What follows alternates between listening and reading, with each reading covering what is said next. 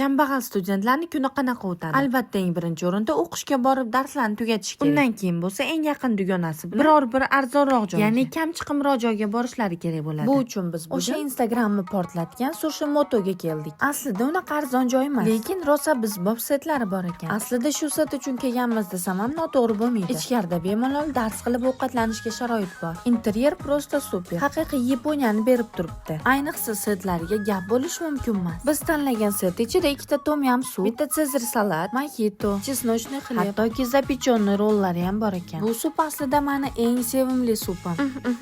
Mazasini aytmaysizmi? Bu pulga bunaqa ovqatlar aniq boshqa joyda yo'q. Bu set uchun shu joyga endi har doim keladigan bo'ldik. Hammasini joyga joylab, o'rtog'im bilan ozgina aylandik. Kechki salqinda bo'lsa hamma dugonalar bir bo'lib, shirinlik xo'rlik qildik. Buni ham joyga joylab, yashin tezligida uyga jo'nadik. Nima deb o'ylaysiz, kambag'al studentlar bir kunda nech pul ishlatadi? Albatta kommentariyada yozib qoldiring. Menga obuna bo'lishni ham unutmang.